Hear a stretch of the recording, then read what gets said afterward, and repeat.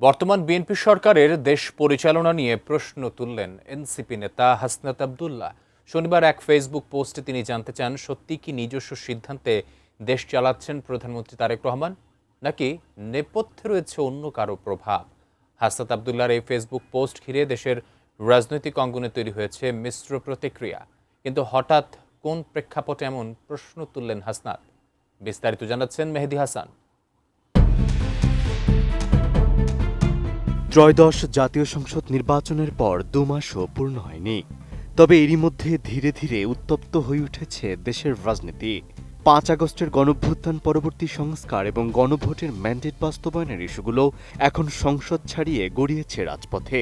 আর এই রাজনৈতিক পরিস্থিতির মধ্যেই প্রধানমন্ত্রী তারেক রহমানের সিদ্ধান্ত নিয়ে প্রশ্ন তুলে নতুন করে আলোচনার জন্ম দিয়েছে জাতীয় নাগরিক পার্টির দক্ষিণাঞ্চলীয় মুখ্য সংগঠক ও কুমিল্লা ৪ আসনের সংসদ সদস্য হাসনাত আব্দুল্লাহ।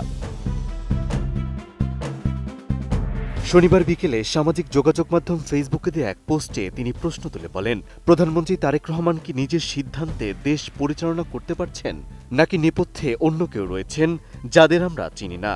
একই পোস্টে তিনি তারেক রহমানের আগের একটি বক্তব্যের কথাও উল্লেখ করেন, যেখানে তারেক রহমান বলেছিলেন, দেশের বাইরে থাকা বা দেশে ফেরার মতো গুরুত্বপূর্ণ সিদ্ধান্ত সবসময় তার একক নিয়ন্ত্রণাধীন ছিল না। নতুন বাংলাদেশ গড়তে এলো জুলফিকার স্টিল। জুলফিকার স্টিল।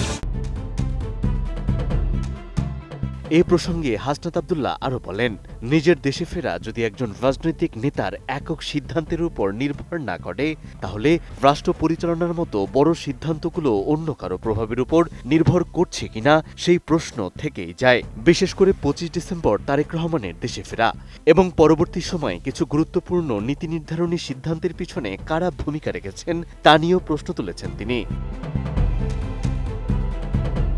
একই সঙ্গে গুম ও মানবাধিকার অধ্যাদেশ বাতিলের মতো গুরুত্বপূর্ণ সিদ্ধান্তগুলোর পেছনেও কোনো অদৃশ্য বা নেপথ্য শক্তির প্রভাব ছিল কিনা সে বিষয়েও তিনি সন্দেহ প্রকাশ করেন।